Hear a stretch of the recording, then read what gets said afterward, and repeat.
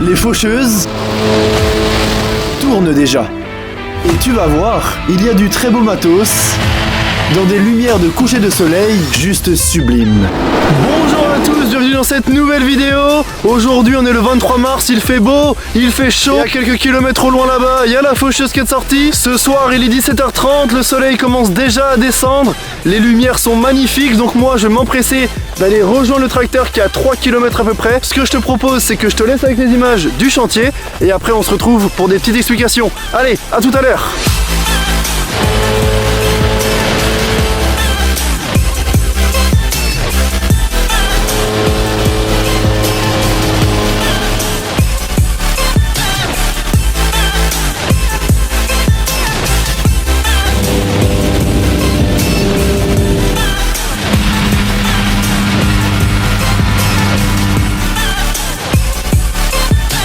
Tu l'as vu sur les premières images, ce chantier, il est exceptionnel. Au cœur de la parcelle, il y a un Fendt 724 de 240 chevaux attelé à un groupe de fauche de 10 mètres de large.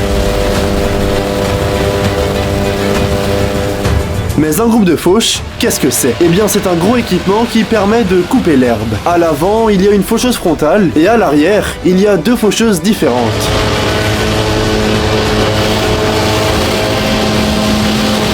Et un groupe de fauche, c'est aussi très performant. Ici par exemple, il est doté d'un regroupeur d'andins. Ça permet de rassembler toute l'herbe au centre, de manière à ce que l'ensilage soit facilité dans quelques jours. Et avec 10 mètres de coupe, le débit de chantier était juste exceptionnel. Les 40 hectares à faire dans la soirée, clairement, ils ne feront pas long feu. Surtout qu'ici, la fauche allait à 16 km/h. Mais le plus impressionnant dans tout ça, ce n'est pas juste la vitesse, c'est tout ce qu'on ne voit jamais en interne.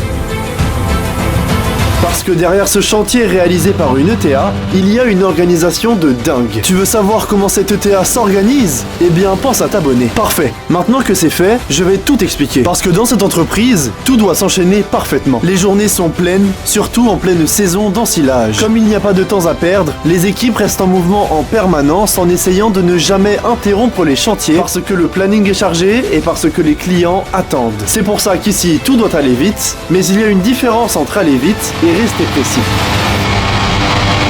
Bon là je suis sur un petit chemin à 500 mètres du chantier de fauche et comme promis je suis là pour t'expliquer rapidement certains points sur le chantier. Donc déjà ça t'a peut-être interpellé, mais les parcelles d'essai que tu as observées dans la parcelle de Régras, qu'est-ce qu'elles font là? En fait ces parcelles d'essai ont été implantées par une entreprise spécialisée et elles comportent plusieurs variétés. Donc on va avoir du lin, du colza, des céréales, plein de variétés différentes. Et le but ensuite c'est d'analyser entre elles ces variétés. Donc on va avoir la résistance aux maladies, on va avoir le rendement qu'il est possible de faire en fonction du climat. On va avoir plein d'analyses de ce style. Et comme ces analyses ont été faites sur plusieurs départements à travers la France, on va déterminer sur quel type de sol, sous quelle température, sous quel climat les variétés vont être les plus adaptées, de manière ensuite à pouvoir mettre toutes les chances de son côté pour maximiser le rendement dans les différents territoires français. Et du coup, il existe un lien entre la fauche et ses parcelles d'essai.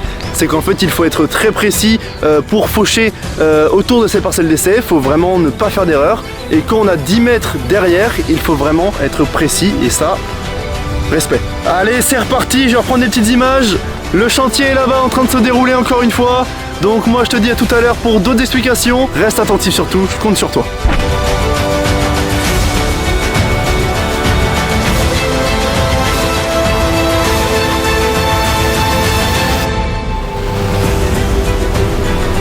Est-ce que tu as déjà vu une fauche dès le 23 mars? En vrai, c'est un peu rare, on va pas se mentir. Mais cette année, l'herbe était prête très tôt. Début mars, il a fait super beau, du coup, le Régras a poussé. Fin mars, il était donc déjà à la bonne hauteur pour être récolté. En plus, il y avait un taux de qualité dans l'herbe extrêmement élevé, donc les gars n'ont pas attendu. Mais bien sûr, le fait de faucher tôt, ça a aussi des désavantages. Le rendement est un peu réduit parce que les plantes n'ont pas eu le temps de produire un maximum de matière. Et en mars, les sols sont encore humides. Alors parfois, tu risques de mettre de la terre dans le fourrage ou même de faire patiner les machines.